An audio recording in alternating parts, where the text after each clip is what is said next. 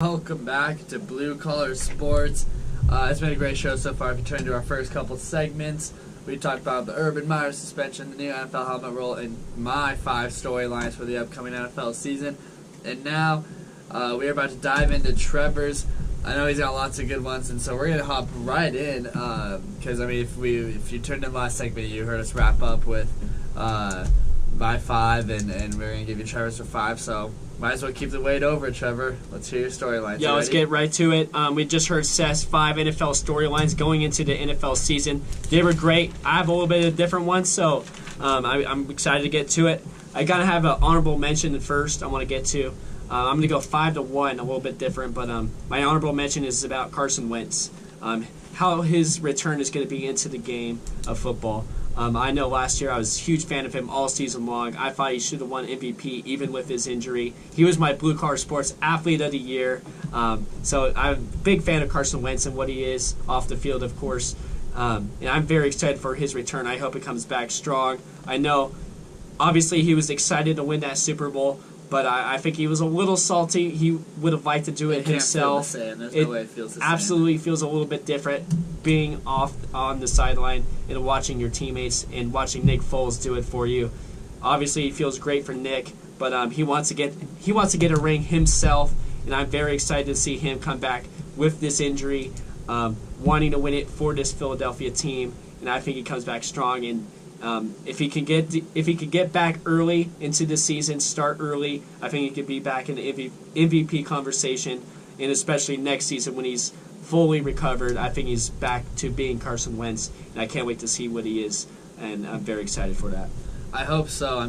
Really, if you're an Eagles fan, obviously you really, really want Carson Wentz back. Obviously, he's a potential MVP, but you got to be happy that Nick Foles is staying.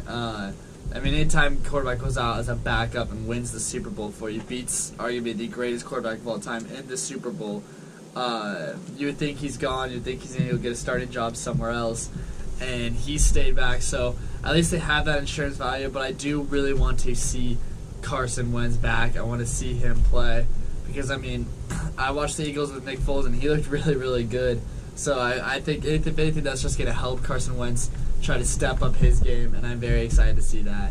Absolutely. Can't wait to see it out. So let's get to it. My number 5 NFL storyline of this season is about the LA Rams. Is this LA Rams team a super team? We haven't really seen it in the NFL. We've seen it in the NBA as of recently. But what Sean McVay, Les Snead are building in LA, I think it's something we really haven't seen before. They're getting a lot of one-year guys coming in. And they got a lot of talent, especially on defense. They got Aaron Donald, who they still got to get signed. They got Ndamukong Suh, who they just got over from Miami. They also got Marcus Peters and Aqib Talib on the secondary. And people are forgetting about Sam Shields also. He's a great nickel guy. He's going to play it some time too. So I really like what they're building defensively. Offensively, I can't wait to see what they can do because they were great last year. I think Brandon Cooks coming in is going to be fantastic for Jared Goff. Sean McVay's got to be ecstatic.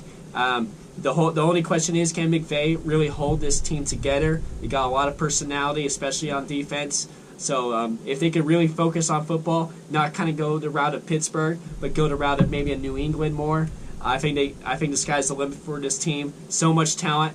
And like I said, we really haven't seen a super team like this. I know maybe Philadelphia was kind of like that last year. So much depth. They were fantastic, obviously, on defensive line also. They had their second team were starters. So I think this LA Rams team, they're trying to be the Showtime Lakers kind of football. So I'm very excited to see what they can do. LA's a fantastic place to be in sports right now. The Rams, Chargers are going to be good this year. The Lakers are back. Clippers are good. The Dodgers and the Angels both have stars. So LA sports right now is fantastic. I think the Rams are going to be I know a lot of people weren't going to Rams games before, but I think a lot of people are going to be going to Rams games now. They're going to try and fill up that Coliseum, and I can't wait to see how their season ends up. It's very interesting to watch this team develop, and it's going to be very interesting to see how they play. I think you're right, though. I think the key is Sean McVay, if he could keep this team together. Because you look at that defensive side of the ball, Marcus Peters, we've seen him throw flags into the stands. Yep. We've seen him kick himself out against Andy Reid, get on him. Aqib Talib with the chain and all of his antics. and now Ndamukong Obviously, Suh. Ndamukong Suh. We know all of his, and whether or not we'll even see Aaron Donald. This team's got it. But all those guys I mentioned, while they do have their on-field issues and while they do cause quite up a stir, they are the best of the best. I mean, these guys are the top-notch athletes, so if they could pull it together and play as a team, I mean, offensively, I think they're going to be fine. They return Goff. Gurley, I think, is him and Bell, I think, are fighting for the best running back in the NFL. Gurley could be MVP conversation once again. I thought he should have been MVP last year. And now we bring in Brandon Cooks. Robert Woods, I think, is in store for a big year. This team has so many weapons, so I think it's going to be very interesting to see if they can pull it together. But the key is going to be the defense in that locker room if they can keep them playing as one. Yeah, I can't wait to see how that turns out. Let's go to number 4. And right now, are the Cleveland Browns really a new team now? Are they going to be the old Cleveland Browns, or are they a new team? I've been watching Hard Knocks. It's been fantastic to see what Hugh Jackson's trying to build there in Cleveland. He says this is going to be one of the biggest turnarounds of all time. We'll see if that really happens, but it does look like a different team to me. Tyrod Taylor's taking charge. He's being a leader in that locker room. Baker Mayfield's bringing energy. Love seeing that. Jarvis Landry's the best athlete on that team. He is phenomenal. But if he could keep his antics off the field, I think he could be very good. And that defense isn't bad. They got some nice players. Of course, Myles Garrett. I think he's in store for a very big year. So I like what they're building right now. Hard Knocks has been good following them, but I think they're trying to make them up to be a little better than what they are going to be. I see them as a 4-12 team, maybe 5-11, I think they are a different Cleveland team, but I can't say that until I really see it. I need to see it on the field once they're playing games. We're going to see who's going to be their starting quarterback. I'm very interested to see. Staying on the note of Hugh Jackson, I want to ask something because it's something I was listening to. I can't remember whose show it was a couple days ago. I was listening to a show and this guy was talking about Hugh Jackson. And are you sold on him as a coach? Do you like Hugh Jackson? I don't know if he's my type of coach. Watching Hard Knocks, I don't know if I would be the guy to follow him. But I wouldn't get rid of him if I was Cleveland last year when they go 0-16. You can't do that to a coach when you don't have talent on the field. Now that they have talent on the field, he has to win games for this team. So this is definitely a big year for him. If he proves he can win games with talent, then he's going to keep his job. If he goes 0-16 again, he's out of there because he has a lot of talent now. And so I don't know if I'm really sold on him yet, but I'm not off of him also. So I want to see more from him. I want to see him with talent, and I think we're going to see that this year. Yeah, I was just curious to me because when you talk about the Browns, it seems like people are really quick to defend Hugh Jackson. People are saying, oh, it's not his fault. But at the same time, the guy's played and coached in 32 NFL games as a head coach for the Cleveland Browns. He's won one of those games. He's 1-31 as an NFL head coach, which I know Cleveland hasn't had any talent. But, I mean, it's the NFL. All these guys are good. I mean, I thought it was curious. I want to get your take on that just because it seems like people are so quick to defend him and people really like this guy, but he hasn't produced it. But I think you're right. This is the year that I think we can truly evaluate him because now he does have talent, and I don't think he can use that as his excuse. Yeah, I think he's definitely a player's coach. Watching him, a lot of people like him. All the players like him a lot, I think.